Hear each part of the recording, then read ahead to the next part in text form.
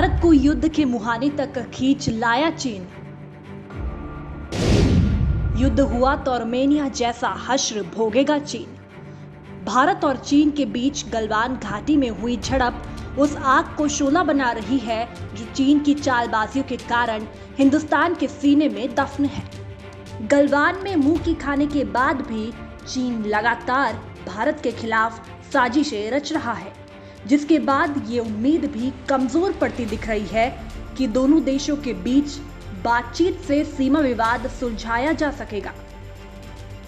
Media reports की माने तो अब चीन के अड़ियल रवैये के कारण भारत को देर सवेर युद्ध में कूदना ही पड़ेगा।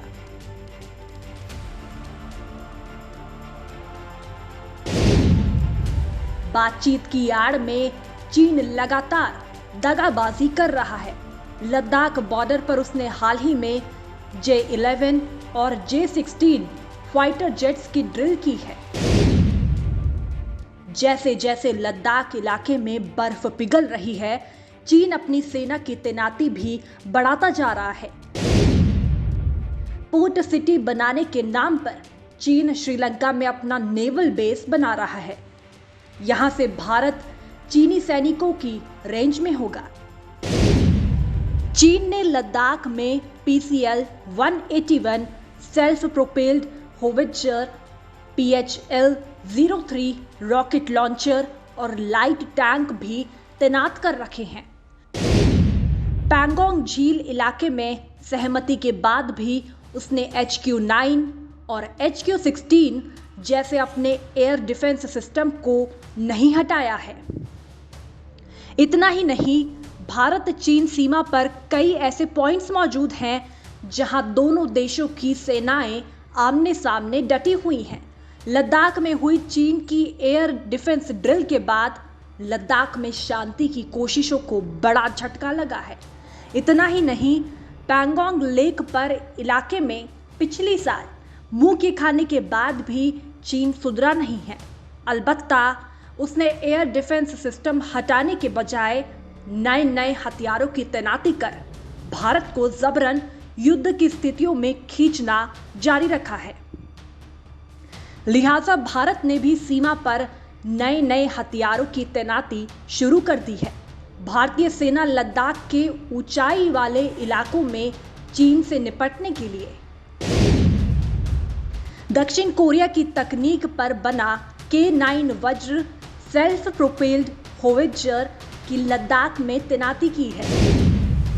इजराइल से खरीदे गए 4 हेरोन TP ड्रोन को भी LAC से LOC तक की निगरानी के लिए तैनात किया जाएगा। रूस में बने लाइट वेट स्प्रुट SD टैंक को खरीदने पर विचार कर रही है।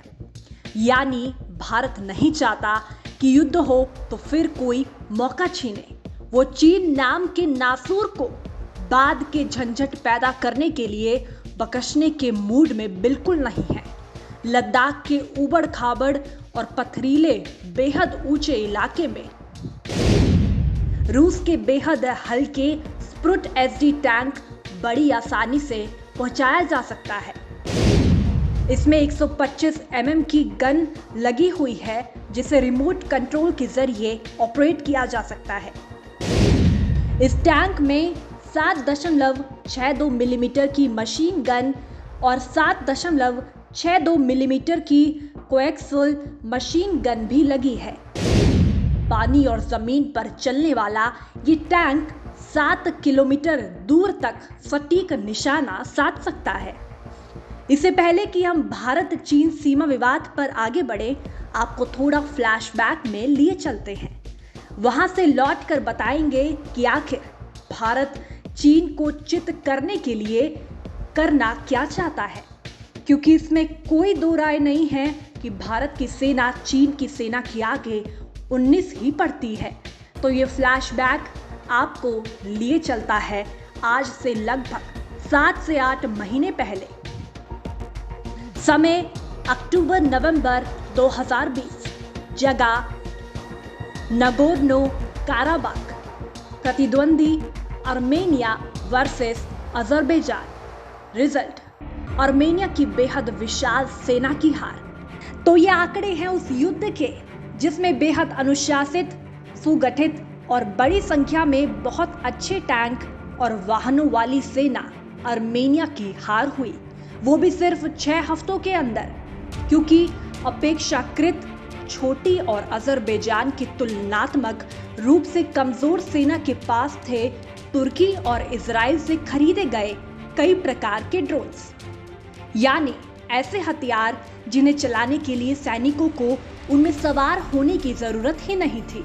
लेकिन इन्हीं सोल्जर ड्रोन्स ने आर्मेनिया की पलटन, उनके बख्तरबंद और तोपों से सजी धजी अजय कहे जाने वाली सेना की धज्जियां उड़ा दी थी। जानकर बताते हैं कि भारत भी ऐसे ही किसी तरीके पर विचार कर रहा है।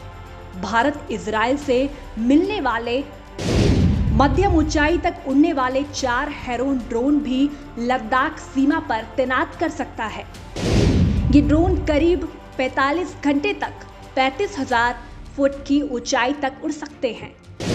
हेरोन टीपी ड्रोन स्वचालित taxi take off and landing यानी ATOL और उपग्रह संचार यानी सैटकॉम से लैस हैं। ड्रोन में लंबी रेंज वाले निगरानी कैमरे और बेहद एडवांस्ड उपकरण भी लगाए गए हैं। दरअसल चीन ने लद्दाख में 155 मिलीमीटर कैलिबर की PCL-181 सेल्फ प्रोपेल्ड होवित्जर तैनात कर रखी है। चीनी मीडिया का दावा है कि कुछ दिनों पहले इसके भी एक उन्नत संस्करण को लद्दाख के पास तैनात किया गया है, जो 122 मिलीमीटर कैलिबर का बताया जा रहा है। लिहाजा चीन को बैकफुट पर धकेलने के लिए भारतीय सेना को दक्षिण कोरिया की तकनीक पर बनी K9 वज्र सेल्फ प्रोपेल्ड होवित्जर की लद्दाख में तैनाती करनी पड़ी है। K9 वज्र सेना के तोपखानों में शामिल पहली सेल्फ प्रोपेल्ड गन है, यानी इसे ढोने के लिए किसी दूसरे वाहन की जरूरत नहीं पड़ती। ये खुद एक जगह से दूसरी जगह जा सकती है। ये कमजोर जमीन पर धंसती नहीं है और टैंक के साथ साथ आगे बढ़ती है। 155 मिलीमीटर प्रति 52 कैलिबर की यह तोप 30 सेकंड में 3 गोले दाग सकती है। 38 किलोमीटर दूर बैठे दुश्मन को भी पिन पॉइंटेड खत्म करने की काबिलियत है। इतना ही नहीं, चीन ने LAC पर PHL-03 launch range multiple rocket launcher system तैनात किया है। चीनी मीडिया CCTV के मुताबिक नए PHL-03 मल्टीपल रॉकेट लॉन्चर्स की 10 यूनिट लद्दाख के नजदीक तैनाती की गई है। इसके हर यूनिट में 4 क्रू मेंबर्स शामिल हैं। इसमें 300 mm के 12 लॉन्चर ट्यूब लगे हुए हैं, जबकि इसके जवाब में भारत की तरफ से Pinaka multi barrel rocket launcher system को तैनात किया गया है। पिनाका मूल रूप से मल्टी बैरल रॉकेट सिस्टम है। इससे सिर्फ 44 सेकंड्स में 12 रॉकेट दागे जा सकते हैं। इतना ही नहीं, शांति की बातें करने का ढोंग करने वाला चीन लद्दाख में टाइप 15 लाइट टैंक भी उतार चुका है। ये टैंक पठारी क्षेत्रों में तेजी से रिस्पॉन्ड करके लड़ाई को घातक बना सकता है। शिनचियांग और तिब्बत दोनों सैन्य कमान अब इन हल्के टैंकों को ऑपरेट कर रहे हैं। भारत ने लद्दाख में जिन T-90 टैंकों की तैनाती की है वो दुश्मन का काल कहे जाते हैं। ये 2 किलोमीटर तक की रेंज में हेलीकॉप्टर को भी मार गिरा सकते हैं। ये बख्तरबंद गाड़ियों को उड़ाने वाली मिसाइल, एंटी टैंक मिसाइल और कई तरह के गोले दाग सकती है। ये टैंक थर्मल इमेजिंग की मदद से चाहे दिन हो या रात दुश्मन को 6 किलोमीटर दूर भी खोज निकालता है। दुश्मन से बचाव के लिए T-90 टैंक में K6 एक्सप्लोसिव रिएक्टिव आर्मर होता है। इस आर्मर का काम टैंक को दुश्मन के हमले से बचाना होता है।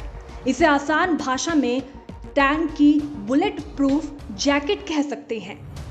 केकट्स K6 आर्मर पर जब गोली या रॉकेट लगता है तो ये विस्फोट को बाहर की तरफ धकेलता है।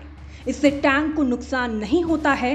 कुल मिलाकर चीन को उसकी उड़ंतता का दंड देने के लिए भारत ने भी प्रचंड तैयारी की है। चीन अपनी खैर बनाए और बदमाशियों से बाज आए, क्योंकि अगर उसने भारत को युद्ध की आग में खींचा तो उसे राख होने से कोई नहीं बचा सकता।